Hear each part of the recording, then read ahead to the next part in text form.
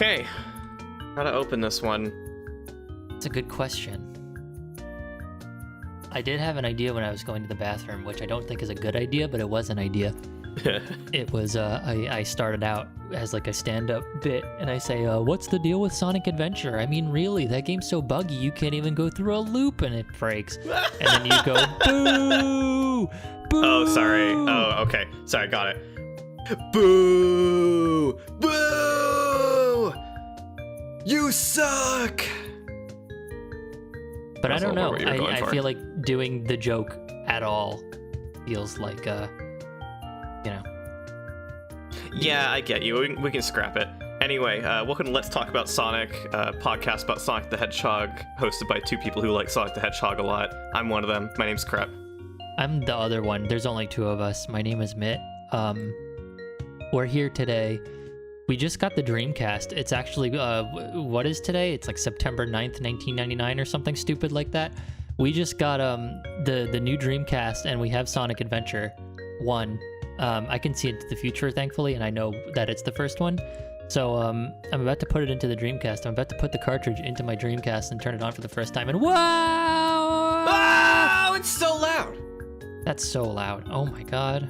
Has anyone made any... You think anyone's like made any jokes about that? How loud the Sonic Adventure title screen music is that we just heard for the first time? No, I think we're the first ones. After all, it is something stupid like September 9th, 1999, so... I know. I think it's so cool that it's something stupid like September 9th, 1999 right now. Yeah. You think maybe like Japan's had this game for a little bit? There's no way. There's no way. No, of course not. No way. They released something on as stupid as day as this. Of course we're the first people to get it. Of course, they're the first people to get it. Yeah, I mean, come on. Once in a blue moon. Did you know that Europe is going to get it in a little more than a month? Those silly Europeans, they get things later. It's because of time They zones, get things later. It's so good. It's such a good, like, it's so funny because in about 4 weeks, just like a little more than a month, we're gonna find out, should we be reading up on European game magazines, that actually it gets delayed to like February of the next year. Can you believe that? That's Wow. crazy. Is that a leak? It might be a brain leak if I'm misremembering. No, I mean like on the ceiling, there's like water droplets coming down. Did like a pipe burst or something? Or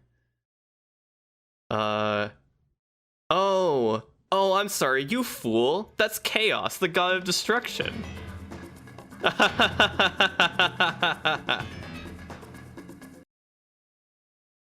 how about that Sonic Adventure, huh? That was the sickest tangent of like 3 different bits that we just ran through. I feel like if we were in an improv class, everyone would have clapped. Twice. Yeah. Collectively. It would have been 2 times only. 2 times only. Yeah. Almost There's like they were trying to sync up the audio or something.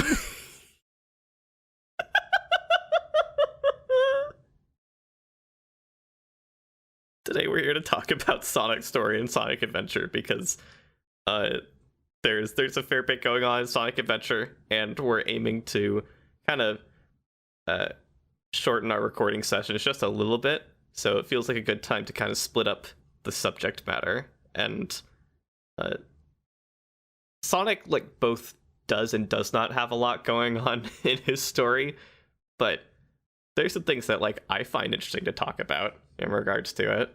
He has the most that he does, but in terms of storytelling depth, it's really not that much more compelling than pretty much any Sonic game that has come before it. The adventure that Sonic goes through in Sonic Adventure is not exactly the most compelling one. No, it's incredibly driven by like plot beat to plot beat reasoning for Sonic to be going where he's going. Yeah. Because the whole thing... No, go ahead. Sonic has a very like straightforward A to B plan in this game where like very little else ever really happens to him. It's always like, okay, there's an Eggman, I'm gonna go beat him up, and then he gets the emeralds, or Eggman gets the emeralds even though he got beat up. You know, Chaos stuff. eats those emeralds. Yeah, I hear they taste good. Probably. I think they're like Jolly Ranchers. I like green apple. Yeah, I think so. It's like what they were going for with Sonic's story, I guess, was just like to give you the most gameplay in adventure, because he's front and center, he's the main focus, he's the title character, which like I guess makes sense. It just feels like weirdly lopsided in tone with the rest of the game, because pretty much everyone else gets all the interesting story beats. Even okay, maybe not Big, but like definitely Gamma, Amy, Tails, and Knuckles have neat little character moments that Sonic doesn't really get. Yeah. Sonic's character is very like not he just kind of is what he is. Like you said, he doesn't really have any kind of character moments, not like anyone else does. Does it feel mean to say he doesn't really grow in Sonic Adventure? He just kind of does Sonic-y things. No, I don't think it's really mean. He's kind of the only character who gets no development. Like, yeah. even if maybe Big is stagnant, and to some degree kind of Knuckles is stagnant, like, they still have moments that, like, elaborate on the kind of people that they are. Sonic is very, if there's something to do, I will do it, which is not a character trait, but it doesn't require or call for elaboration really at any point. He just does things on screen. Yeah, he is not challenged at any point, really, any more than he usually is. Yeah, it's an interesting contrast to SA2, because you get so much more mileage out of Sonic's character from that game because he has a direct foil. Yeah, they do a lot with Sonic in that game, but I think we're getting ahead of ourselves if we dip too far into that, so... True, it's still only something stupid like September 9th, 1999 right now. Yeah, there's not even an idea of a second one yet in anyone's mind, anywhere. Anywhere. Yeah, so I don't know where we're getting that information from. I know, it felt like beamed into my head. Yeah, I wonder what it's a weird sensation. Maybe it has to do with that red light that's kind of floating there, like in the room. So that's kind of another thing, is that, like, while the Tikal flashback stuff is generally interesting in the game, and everyone always points to, like, why is Tikal showing Big this? Why is Tikal showing Gamba this? Maybe, but mostly Big. It feels like Sonic doesn't really do too much with the Tikal flashback scenes either. He sees, like, the most pivotal one, but he just kind of sees it. And it's important setup for the final story. But, like... I guess actually it does reach to like a more overarching issue with the Tikal scenes, which is that no one really interacts with her. Oh yeah, I was just thinking that, and I was like debating on how much of a contrarian point it would be to say, but I think for the most part, outside of Knuckles, none of the Tikal flashbacks really feel intentional. Maybe not that, but like. It feels like they're arbitrarily getting shown these, and it's only there to provide the player world backstory, like, and also for Chaos backstory. And, yeah, because that's the... Oh, go ahead. And it doesn't really progress the immediate plot much at all. It's just like, here's more information on the past that will explain where Chaos came from, but that's not like an important thing to... any of the immediate issue besides Chaos being there. Right. I feel like the fact that they don't really push the plot forward wouldn't be such a big problem if the characters had any sort of reaction to them, or any sort of reaction within them. Even Knuckles, who like should get something out of it, just goes back to stuff as normal once he's left it. He doesn't really reflect on anyone that he meets there, and he can meet anyone there. Yeah, that's definitely kind of the point. They're arbitrarily shown them because they are the heroes and they need to be shown it in order to help stop the oncoming threat in the final story. But in terms of why they are individually being shown these things, there's not really any directed character reason. Even in characters who do see development, it's like Tails is just shown it for no reason. Knuckles is shown it for kind of a reason, like he has a link, but he doesn't do anything with it, like you said. Sonic is shown it because he's Sonic, but that's not a compelling reason. I don't remember if Amy is shown any, but I figure she has because everyone does. She is. I distinctly remember because she's the only one where Tikal actually like turns toward her at all. If I remember correctly, I believe it's her scene where Tikal like kind of turns, twiddles her fingers in her hands, and like tilts her head and looks to the side of her. I think it's either that or Gamma's. Yeah, it feels really hard to say like which ones. A lot of them blend together. I actually couldn't tell you right now if all of them provide you the same information, but it feels like they do. Yeah, sort of. It's like a little piecemeal. Like one of them expressly tells you that her father is a warmonger. Another one expressly tells you about chaos, but those two don't really have intersection. But I think some of them do have some overlap. Yeah, absolutely. Like there is something, but I feel like at its core, it's kind of just reinstating the same information, just through different points in time, because you can kind of get the idea that Tikal's dad is like that from I think a couple different ones, and like I don't think the notion that he and his tribe burned down the Emerald Altar is shown only in one scene. I think that's split up a little bit if it's not shown in the final story. My memory says that Sonic's final story is when you see the actual scene of it happening, but it's Biggs, I think, where you get to see the aftermath where Tikal is there trying to summon chaos from the Master Emerald. Yeah, absolutely. It's something like that. It's very strange. I think my bigger issue with the weird phrasing, I think like the reason this idea came to mind while I'm trying to think of Sonic's story is that because he has the longest story, it feels the least impactful to him. Yeah. Even though he's the main character, and I guess by all counts he should be the one to see and understand this, given that he's the one who directly addresses Tikal in the final story, and Tikal like semi helps the whole group realize that Sonic can still go super, or like explains what's up with the Chaos Emeralds. Yeah. I guess that still makes sense. It's just it doesn't have any impact on Sonic's actual story. So it feels more tenuous than it does for other characters, where it doesn't really matter if it doesn't have any impact on their story. Yeah, especially because like Sonic is only really collecting Chaos Emeralds so Eggman doesn't get them, which that is the case for a lot of games, but it feels especially pertinent here because Eggman is certainly trying to get them for a very distinct and clear reason, where even before it was just, I am getting them just to get them. Like, yeah, exactly. Sonic gets them in the other games, and that unlocks like a super final boss, which is a pointed reason why he would get them, even if Eggman himself doesn't use them. It's like it's a way of fighting back, basically, because like Eggman's gonna use this big death robot no matter what. But with this, he directly needs them to, upgrade Chaos over and over and over again. So like, it also kind of feels weird how the Master Emerald kind of doesn't intertwine with any of that. Knuckles is kind of just doing his own thing with that, and like the Master Emerald breaking and Angel Island falling like does impact other stories, but like there's never real like cohesion with it.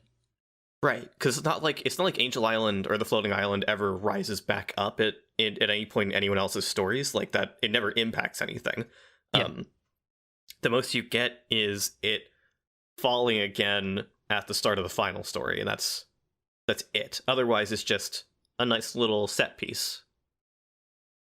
Yeah, like it's cute that it's there, but it really doesn't do a whole lot. When I feel like it should. I feel like if you did a thing where Perfect Chaos was like Chaos just absorbed the Master Emerald, that would be interesting. And I feel like that would be like a very superfluous change that would just it would just give it more of a purpose in the greater story. Like it absorbed the Master Emerald, that's why Angel Island falls, and then you just use the Chaos Emerald to go super, and that's it. Because like it's not like Chaos completely incapacitates the Chaos Emerald. You still use like the positive energy of them, which is it feels very mean of me to call it a cop-out, but it kind of is. Well, it's a cop-out in the sense that it feels like they only came up with this idea just to justify you still going super, and didn't have like any other impact on the world or the concept of the Chaos Emeralds at all. Yeah, exactly. Yeah, like I guess they could have done that. The thing that I find interesting is that the implication from Sonic Adventure is because Chaos comes from the Master Emerald, they're intertwined in some way that like it almost explains why Chaos needs the Chaos Emerald specifically, because they're separate from the Master Emerald, but it's never stated, it's never elaborated upon. It's just like a complete inferral. It would have been really inference. It would have been really interesting if Chaos being linked to the Master Emerald was like that caused some kind of effect on Chaos because the Master Emerald was broken. True, actually. Huh. Like as always, these Sonic games have like really interesting building blocks and pieces in them that it just feels like the storytellers are using in kind of odd ways. Yeah. I feel like I can't say the story in Adventure is bad. And I feel like I can't even say the story in Sonic's story and Adventure is bad. It's just simplistic a lot of the time. Yeah, I think we've been very critical of it and like kind of picking it apart a little bit so far, but it's really nothing like bad. It's just it's not really shooting for anything new or crazy, and that's okay. It's the same kind of Sonic story, but it's got a little more definition, let's say, because you know they've made the jump to 3D. They have the technical prowess to make everyone speak. So now you got all these cutscenes and everyone's talking and moving around and interacting, and they're very and it's all involved. plot driven. Yeah, and it's all plot driven. And this isn't something that you could really easily do on generations prior, but it's still like the same level of Sonic story that you've come to expect. And, you know, it just has all that extra detail and definition to make it interesting. But in retrospect, it's been done more interestingly going forward. And that's kind of what leaves them down the path of making Sonic stories more and more involved and complex, which kind of blew up in their faces a little bit. And then it unblew up in their faces. It imploded in their faces. Yeah, seriously. I was thinking about like putting this on my notes for this episode, but I didn't. But I guess it's still kind of come up. It's funny how similar Sonic's like agency in 06 is to his agency here. Both games are just him going from place to place, following the next thing that is in front of him for the objective he's trying to accomplish. Like, to some degree, that's kind of watering down the specifics, but the specifics don't really matter in each game. In this game, it's just the Chaos Emeralds to make sure Eggman doesn't have them. In 06, it's Princess Elise to make sure Eggman doesn't have her. That's it. Yeah. That's the entirety of what Sonic does in 06. And obviously, there's probably some like intentionality to that, given that 06 is full of Adventure 1 callbacks structurally and tonally. Like, it's probably intentional, but it feels a lot worse there because of the stilted presentation and the fact that Sonic's running around to save this tall human lady, as opposed to some mystical objects that are interesting and enticing for little children minds, and ours also. Yeah, absolutely. They've turned what was previously a Dragon Ball plot into, I don't know, a Mario plot. Kinda, yeah. Actually, that's what happens when you replace,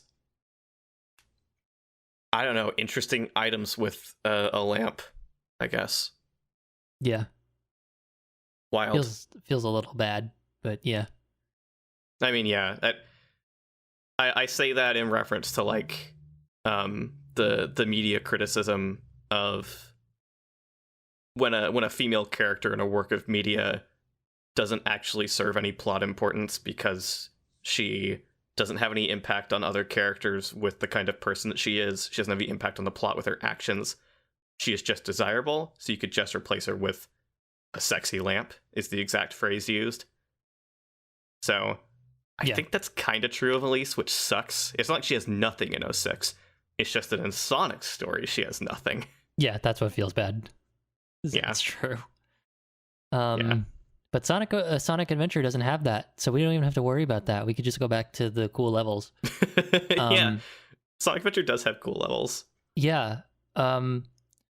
I really need to go back and replay Sonic Adventure sometime soon because I've been spending a lot of time. If I replay any of the 3D games, it's like Adventure 2 and then Generations if the stars align, and I feel like putting up with the terrible Steam controller configuration.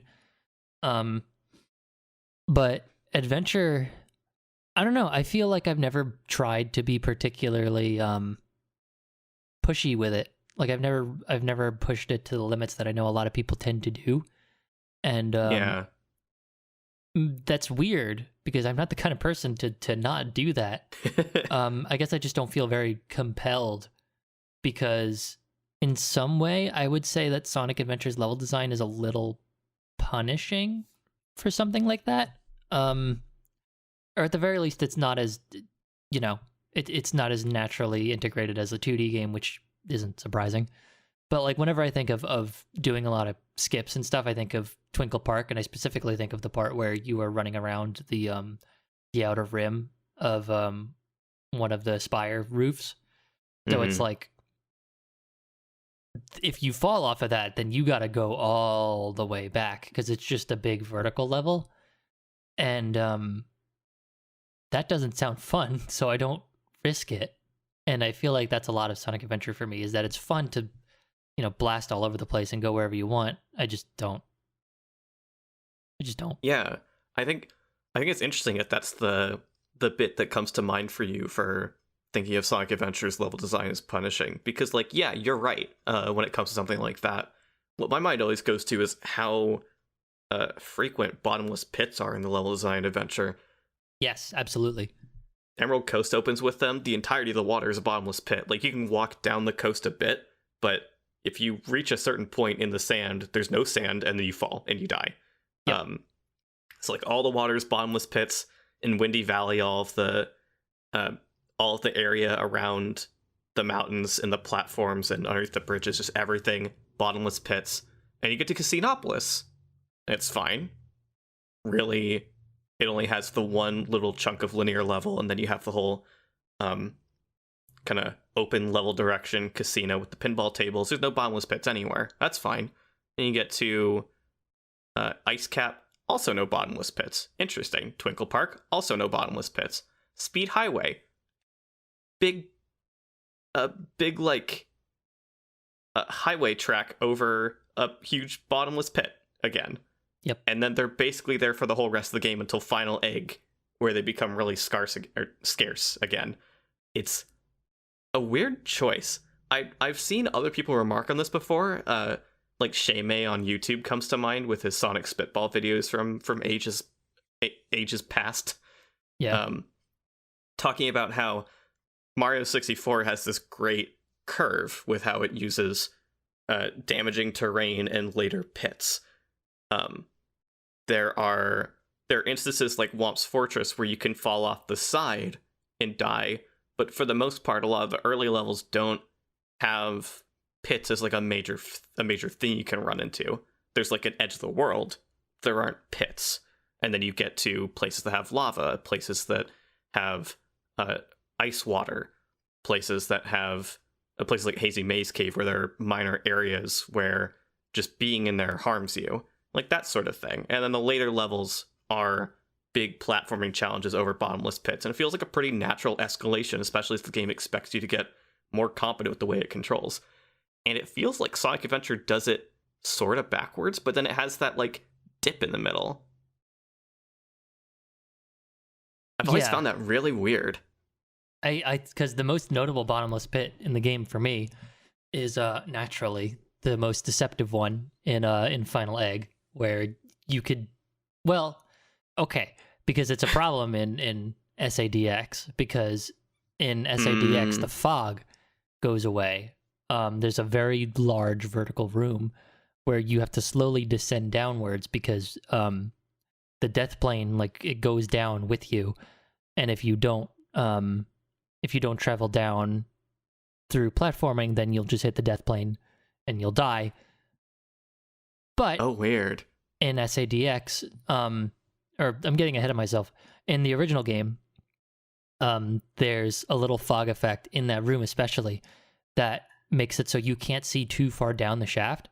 And it's just black, which better denotes that, hey, there's a bottomless pit here. Technically, it's not literally a bottomless pit in terms of how the level is structured, but if you fall down here, you're going to die because that's, there's a big black pit. You know what's going to happen if you jump in there. But in SADX, that doesn't work. So you could just see the entirety of the room, and there's nothing really stopping you from thinking, oh, I could just jump down. I could see the stuff down there. Why don't I just hop down? And you die. And that's something. So, man, every Sonic fan who talks about Sonic stuff online with a platform has talked about this before, how like SADX makes so many visual changes from the original that are really to the game's detriment. Mm-hmm. But like, dang, I didn't know about that one. Yeah, the lighting changes are consistently some of the biggest problem changes in SADX, and stuff like that are why, because they have functional reason for being there. Mm-hmm. God. But you mentioning how Emerald Coast has the bottomless pits in the water got me thinking, because what if those weren't there and they were just more water, basically? Yeah.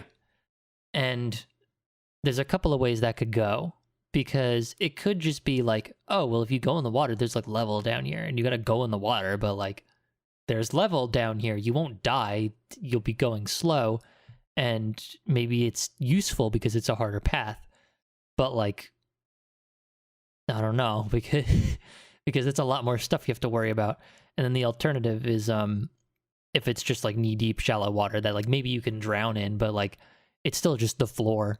Then what? Like, are there going to be invisible walls? Can you be pushed back with the current, like in Mario Sunshine, to make sure you don't go out too far? God.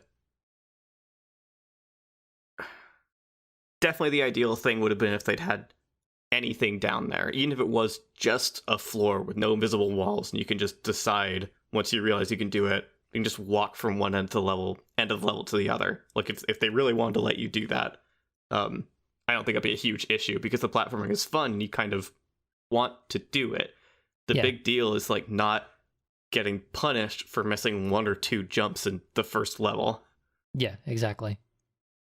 I think it's like that's a lot of what's rough about Sonic Adventure 1 to me, because people will talk about the specific like collision glitches, or the fact that the spin dash is busted and you can take basically any incline anywhere, and they talk about that like it's a bad thing, which like whatever. The first thing, understandable, but like a lot of the physics bugs, like clipping through some automated set pieces because they don't expect you to be rolling or whatever, wouldn't be as big of an issue if clipping through didn't mean death every time. Yeah, absolutely. It would just be like a little silly thing you do, and then you keep playing.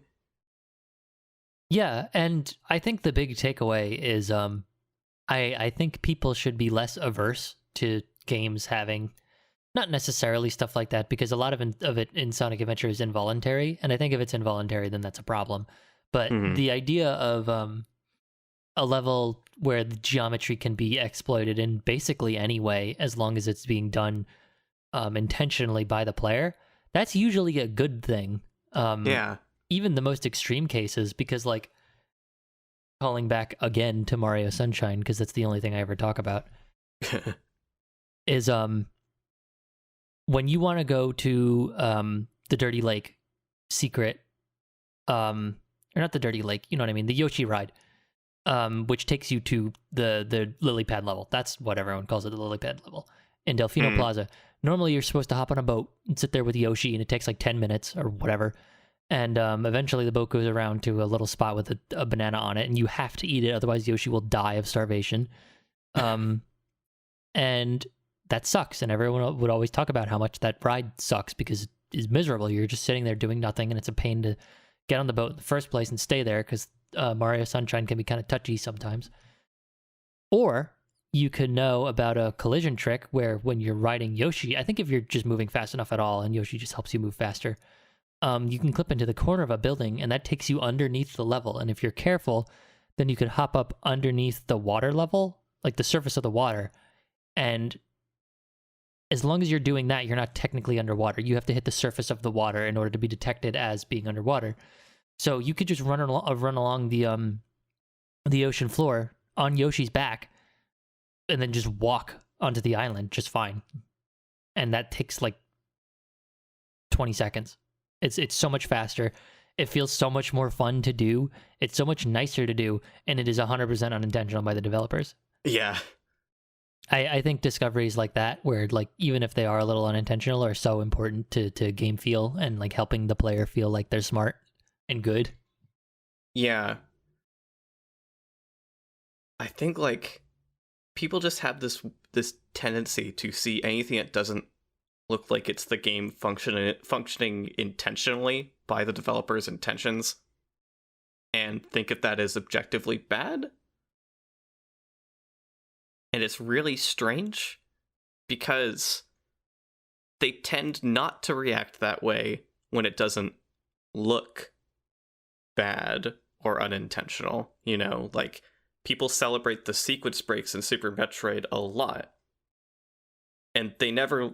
The kinds of sequence breaks that you do in Super Metroid typically don't look like you're clipping into stuff or like you're moving in ways unintended. You're just exploiting functions that the developers gave you. Yeah. In ways that make sense. But it's not necessarily that much different from what you described, because in both scenarios, it's the player doing something unintended by the developers in order to skip some chunk of intended game progression by the developers. Yeah. It's just that it looks a little hokey in Mario Sunshine because you can see clearly that you're underneath the water and the like water effects haven't loaded. You can see directly to the ocean floor. You're jumping like normal, like all these little things. So people get weird about it. Yeah, and to continue talking about Metroid, Dread has some stuff like that where it's absolutely unintentional sequence breaking. Like it has very intentional sequence breaking, and then it has not intentional sequence breaking. And the non-intentional ones are usually more fun, and they're usually not that like crazy. Like you're doing something clearly unintended, but it doesn't look like you're necessarily snapping the game in half and doing something that you're really not supposed to do. And they're being good sports about it too. Like they're not patching it out, which is also uncharacteristic. But there's stuff you could do, like you could shoot things through walls without having something like the wave beam, which goes through walls. And you could like angle your shots in very specific ways to break certain blocks much earlier than you're supposed to, which lets you perform sequence breaks that don't actually really break the game. Even the most extreme ones, you really aren't stuck because there's always a way to get out of them. And some of them don't feel intentional, like at all. Huh. Which is enough to make the discovery feel like the player has accomplished something. And it's very funny that that we're having this conversation now, specifically in the Sonic Adventure video, specifically because we just plugged the Sonic Adventure is Beautiful video. I was thinking about whether or not I wanted to just drop it by name again, because like, yeah, I'm directly thinking about that. Hazel specifically mentioned the coin piles in Mario Odyssey, and like that's been a huge point of discussion and contention with us and other Mario fans before. Yes, I hate those things. I completely agree. It completely makes it feel like all of the discovery that I have in that game is just completely sucked out. And a lot of the times I feel like I'm under a microscope. Like I'm just a little hamster in a maze, and the game developers are like looking down on me and giving me rewards to make sure I go to all these little nooks and crannies that they deliberately put in, but like they serve no real functional benefit. So it's like, not only have you taken this discovery away from me, it's no longer mine, you've also made it completely worthless. It doesn't help me in the slightest. And that's where a lot of games that people will consider less polished really shine through, because that sense of self-discovery that the player can have by doing things on their own and like learning difficult techniques that may not be intended, that's a really important game feel thing that keeps people coming back to games, and it gives them a stake in it. Like if you learn how to do something crazy in like Sonic Adventure, you've learned how to do that. You can apply that anywhere you want, and it's a huge skill to do anywhere. And like the whole point of Sonic in general is to play through levels as fast as you can, so like that only serves to benefit you in doing that.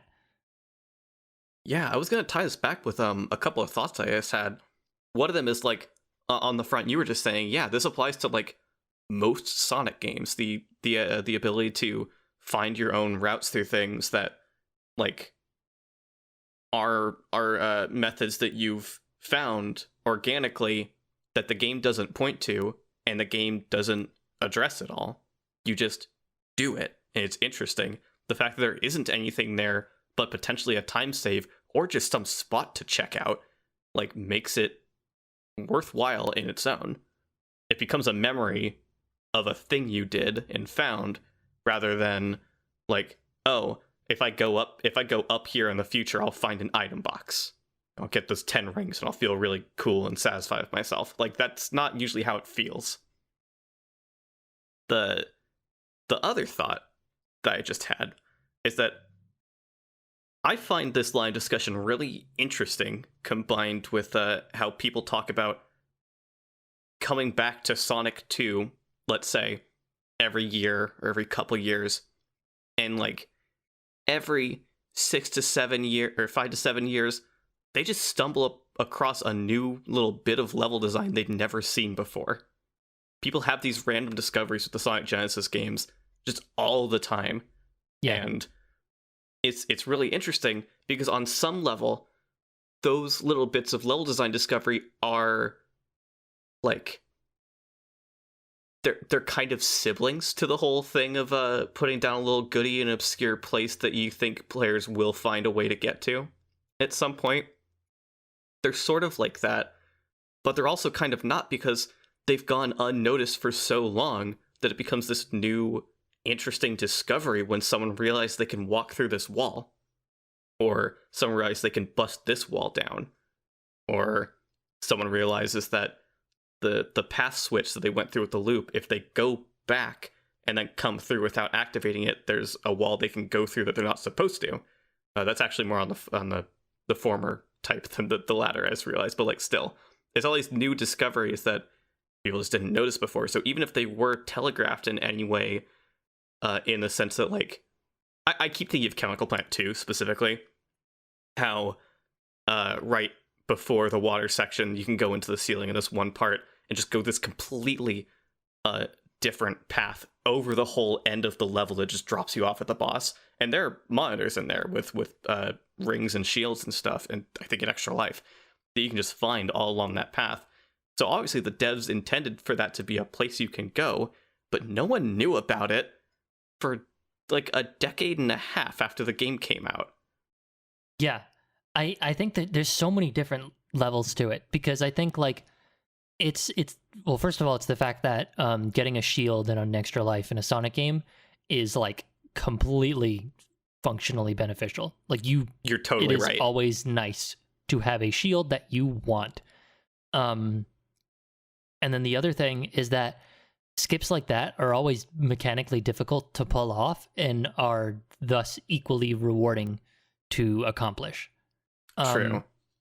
Even with just like completely superfluous skips, like say you're just trying to jump off a ramp that's going to send you some completely far off vertical place that like it's not necessarily further into the level, but like it's still like way off, and you feel accomplished for getting there. That's still hard to do, and I think part of it to really just continue burying the knife into Mario Odyssey is how much of Mario Odyssey's movement feels scripted. Yeah. Which it's such a set distance for like most things. Yeah, and our friend Kit brought this up, and I feel like ever since she said it, it's just completely been like embedded into my brain. Mario Odyssey is a completely scripted game, which is why none of the movement ever feels rewarding for me, because everything about it is just like, okay, can you do a hat dive? Then you've done it. You've mastered pretty much all of the movement in the game. And like, the problem isn't that the skill floor is there, it's that the skill ceiling is also there. There's really not much further to develop with Mario Odyssey tech beyond like just diving straight into like really deep speedrunning stuff. And even that, a lot of it is just, this is a difficult jump that you do the exact same way you would any other jump, except it's a little more precise. So it's not even that creatively interesting. Yeah. And I think that's just all like, it creates a perfect storm of having an unfulfilling, I guess, high level play in that game. Yeah. Like, I'm sure if you're a casual and you're not like super into really playing games on such a high level where you get really creative and like knee deep into movement mechanics and stuff like that. Like I can name a whole bunch of just completely innocuous stuff in Mario Sunshine that are all just little nuances with how the game works and affect how I play.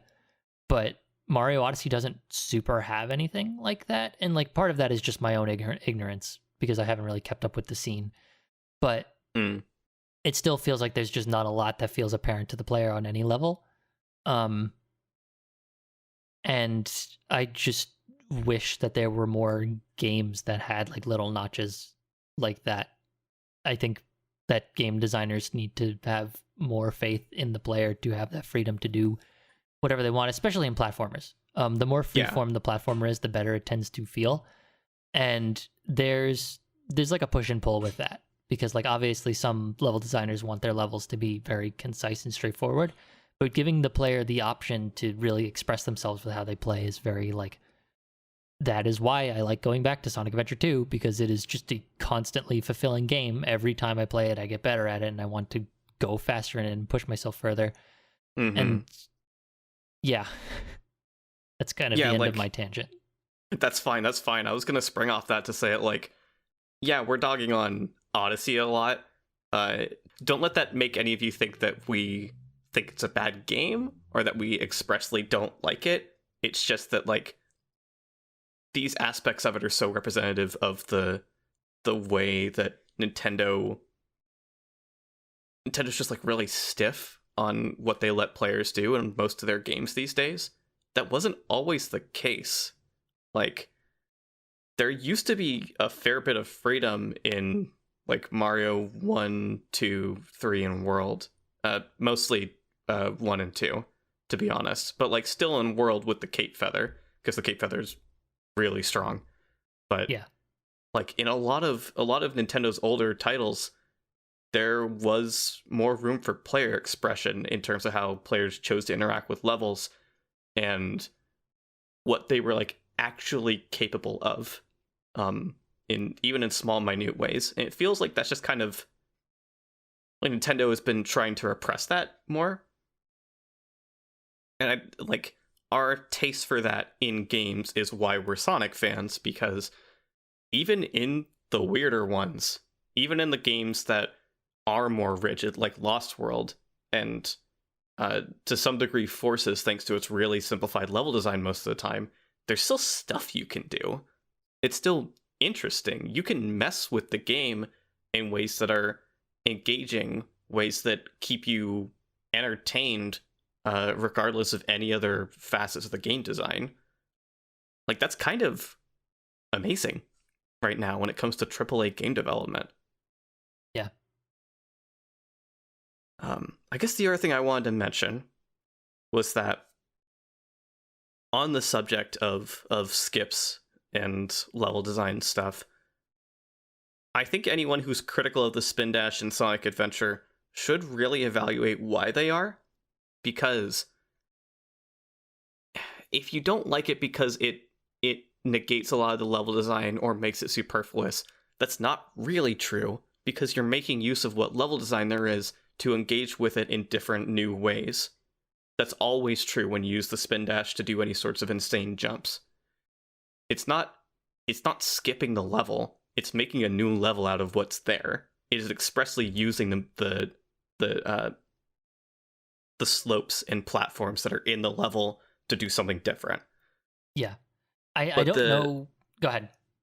I was going to say it like, but the bigger pressing thing for me is that if you're going to have that criticism of Sonic Adventure, you better dang well have that criticism of older Sonic games too, because even if it is in a lesser degree, because the spin dash is really powerful in Adventure and you can go really fast basically whenever and make these big jumps, it's still true that almost certainly the devs didn't really expect me to just jump off of this early hill in Green Hill Zone and land somewhere really high up. Like, that's something I can do. If I build up the speed necessary and then jump right as I'm on that incline at the highest point of it, before it starts to curve back into a flat surface, I'll make a pretty big jump. And I can go places with that are interesting and treat the level design in new ways. And I say it, I think it's unintentional, because they expressly have platforms that you can jump on one by one to get to the same place. That's what they expect you to do. They're laid out for you. I think this has always been a core factor of what makes Sonic level design engaging. Yeah. It's always been so interesting because I don't know if or at least if I've ever talked about it. But my relationship with game difficulty has been so I would say strained, given how a lot of people online treat difficulty as an objective thing. Like, if this game is harder, that means it's better, because that means it's challenging the player, and you don't want a game to be too easy, don't you? Because then there's nothing to it. Then there's no game to play, and it's not challenging. And it's like, no, the most important thing for a game to be is fun, because if a game is just hard and it's not fun, you don't want to play it.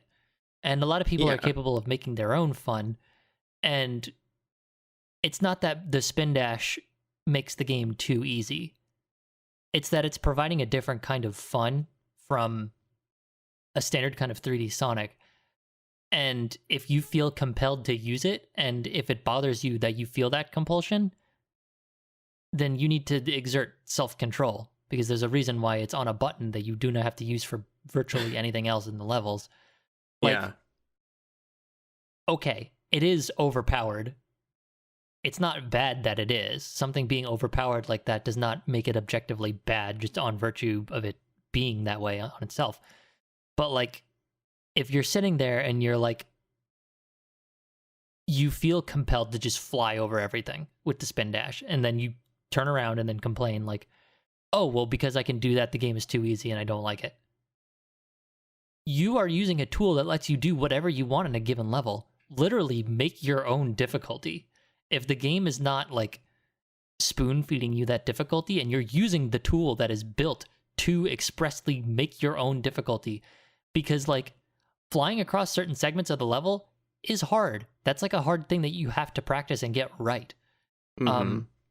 There's a reason why this game has a speedrunning scene that is different from the casual scene. It's because there are things you could do with it that are hard. Yeah. I think you've made this point before somewhere. I don't know if it was ever on the podcast for some reason, or I'm just thinking of various conversations we've had. But like, something being overpowered in a video game usually doesn't really matter unless there's a multiplayer component. Yes, absolutely. That's something that's something that you learn hard in beat 'em ups. Yeah. Oh, seriously. God. Because any sort of useful tool that the player has in a single player game is good, because there's no one else being affected but you, and you can choose to use it to make the game easier or not use it to make it a harder experience. Yeah.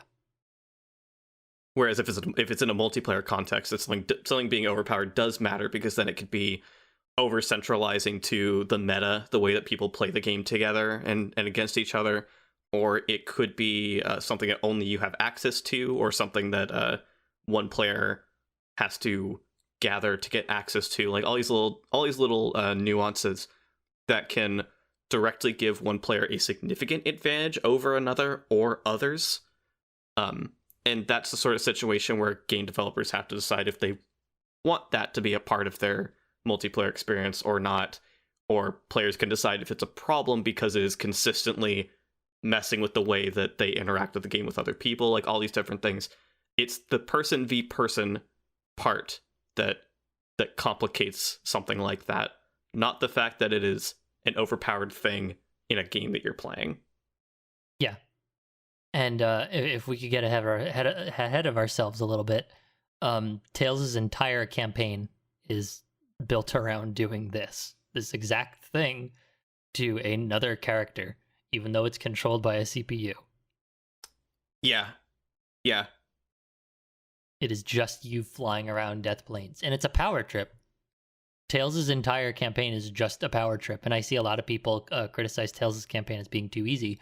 But like the fun of it is that you've just finished Sonic's campaign, and now you can fly around with Tails' completely busted flying. Yeah, play a shorter, easier version of it where you get to ignore most of the level and also see it from new angles. Like, that's the fun of it. That's intended. Yeah, exactly. It's silly. Like, it's such a different thing to walk away from a game feeling like, I just didn't like it. I didn't have fun with it. And to walk away from a game and feel like this part of the game made me not like it. And it is a bad part of the game as a result. Yeah. I think it happens a lot with Sonic. It's kind of ingrained in the fandom a little bit now that, like, just because of how everything's kind of gone down. Not everything needs to be viewed constantly under a critical lens, or at least not every problem you have with the game needs to be objectively defined and given weight as though it matters in a critical space. Like, if you don't like something, it could literally just be because you don't like it, and that could be the end of it. And on some level, it could be beneficial to understand why you don't like it, but that doesn't always necessarily have to mean that you do not like it because it is bad. You could just not like it, and you could have your reasons for not liking it, and it could just be because it's not in your tastes, and that's just all it is. Yeah, like the most important thing of defining something like that for yourself is then using it to understand your relationship to other games. Or if you're the type of person to make art, use it to help understand what kind of art you like to make. Like, you can take away a lot of things from games that you can apply to art that is not games, but you can also apply it to art that is games. Yeah. Like, I think that's the most foundational thing of having any awareness of your own tastes in games, game design, game structure, and game feel. Yep. Just play more games. Yeah, just play more games. Sonic has so many games, and they're all weird and different, and some of them are better than others. Yeah, that's true. You could actually become more cultured by playing more Sonic games. What an idea. Yeah, you know what? Play bad games. There's a thought. Honestly, play some bad games.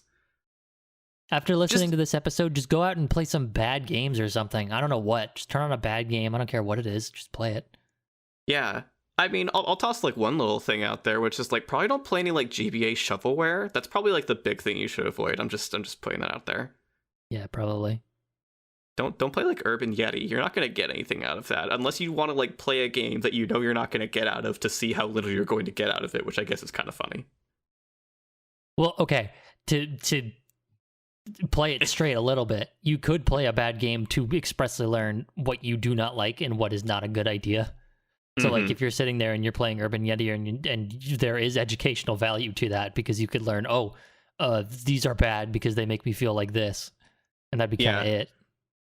But yeah, this character moves like butts and jumps 1 foot off the ground, and they want me to do precision platforming with it. Turns out I don't like this. Oops.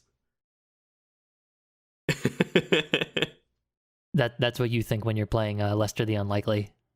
That's true. I just gave a direct description of what it's like to play Lester the Unlikely. Yeah, except then the game designer's hand like reaches out of the cartridge and grabs you by the neck and says, "This was the point." I know. Think about games creatively and healthily. It'll do you good.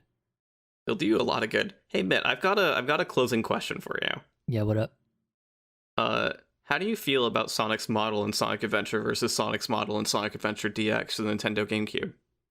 That's tricky. I don't really care for how he's shiny in SADX, but I feel like I've never held that strong of an opinion about his original model. I know a lot of people like it, and I'm not going to say it's bad. I just don't think I really care about it. Yeah. I think I've yet to really see a Sonic model that particularly wows me. At least not like the Sonic the Fighters model. That one's probably one of, if not the most incredible Sonic model to date. Yeah, I feel that. Yeah, I think there was something else I wanted to say, but I don't remember what it was, and I don't think it was that important. Maybe it'll come back. Maybe it'll come to you after I say my piece, which is I like his Dreamcast model enough. It's a little chunky, but I think it's kind of charming how chunky it is. I mostly just like it for the proportions. I still think that, like, at the end of the day, I mostly like a classic Sonic design over even the sort of intermediate stage where the game's art style, in terms of official render art, had already changed and made the shift that it's going to have for like a long time. But the in-game models hadn't really made that change just yet. So he looks a little silly. He's a little charming. He's just a little man. I think his SADX model is just a worse SA2 model, and it's bad because he's shiny. Yeah, I think that's a little bit of what I was originally thinking and forgot was the SA2 model is like, it's cool. I wouldn't ever really like go up to bat for it. I think it's nice and expressive. That's kind of it. Like I said, I've just never really been particularly compelled by most of any 3D Sonic models. They're all just kind of wishy-washy. So you know what? I will make the over-exaggerated claim that Sonic has never looked good in 3D. Think about that one. This sucks. I feel like I've said something really similar already. I don't think it's that crazy of a take. I guess not, but I'm just remembering. I think I said something kind of to this effect, like, oh no, I said that Sonic hasn't like looked right in 3D since post Heroes or like post Shadow, like 06 onward. Yeah. So I said a similar thing. But yeah, like I pretty much agree with you. The Sonic Heroes Shadow model is probably the closest model Sonic has ever come to being like really, really cool and satisfying looking, but he's not animated well at all. It's the animation that really holds it back, which sucks. Like, has anyone made a mod for SA2 that puts the Heroes model in, I wonder? I guess we'll find out later. Yeah, I guess we'll find out later. If you're curious, you should look it up too. Yeah. And then we'll all know. Yeah, you could look it up like on our Twitter. Yeah.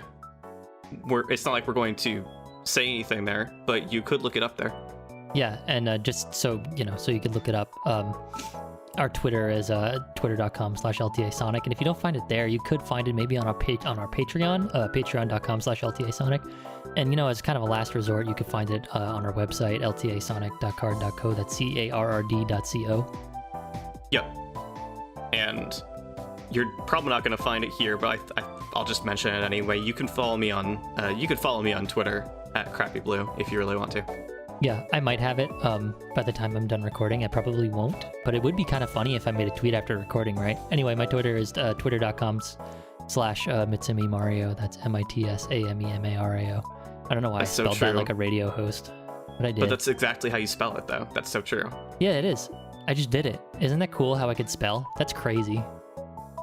I think that rules. I am proud of our spelling ability today on something stupid like September 9th, 1999. Yeah, I am also impressed that I was able to spell card correctly while doing it quickly. And we'll see you in the next zone, which should be a couple decades plus after September 9th, 1999. Yeah, and we'll find that mod, don't worry. We'll have it by then, I promise.